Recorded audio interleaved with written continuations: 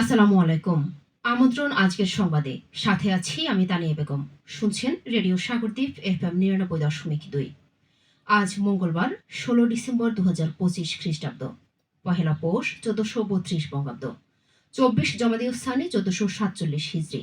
শুরুতেই সংবাদ শিরোনাম।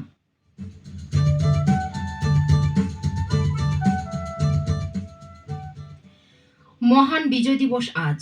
সারা দেশের মতো হাতিয়াদ্বীপ উপজেলায়ও নানান কর্মসূচির মধ্য দিয়ে দিবসটি পালিত।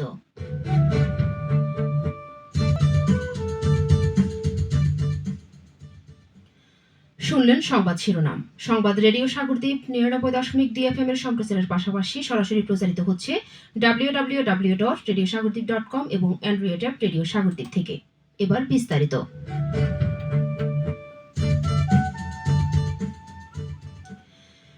আজ মহান বিজয় দিবস। দিবসটি উপলক্ষে নোয়াখালী দ্বীপ হাতিয়া উপজেলা নির্বাহী অফিসার মোহাম্মদ আলাউদ্দিন সকলকে আন্তরিক শুভেচ্ছা ও অভিনন্দন জানান। তিনি শহীদ মুক্তিযোদ্ধা সহ সকল বীর মুক্তিযোদ্ধা, আত্মত্যাগী মা বোন এবং মুক্তিকামী জনগণকে এই দিবস উপলক্ষে স্মরণ করেন। তিনি জানান, মহান বিজয় দিবস ২০২৫ যথাযোগ্য মর্যাদায় ও উৎসবমুখর পরিবেশে উদযাপনের লক্ষ্যে নোয়াখালী দ্বীপ হাতিয়া উপজেলা প্রশাসন কর্তৃক দিনব্যাপী বিভিন্ন অনুষ্ঠানমালা ও কর্মসূচি পালন করা হয়েছে।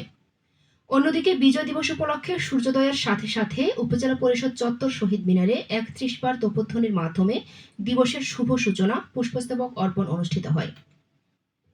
এরপর সকল সরকারি, আধা সরকারি, স্বায়ত্তশাসিত ব্যক্তি মালিকানাধীন প্রতিষ্ঠানসমূহে জাতীয় পতাকা উত্তোলন করেন স্ব ব্যক্তি প্রতিষ্ঠান। সকাল ৯টায় হাতিয়াদ্বীপ সরকারি কলেজ মাঠে আনুষ্ঠানিকভাবে জাতীয় পতাকা উত্তোলন করা হয় এবং সেই সাথে হাতিয়া উপজেলা প্রশাসন কর্তৃক আয়োজিত বিভিন্ন শিক্ষা প্রতিষ্ঠান থেকে সাংস্কৃতিক ও ক্রীড়া প্রতিযোগিতা অনুষ্ঠিত হয়।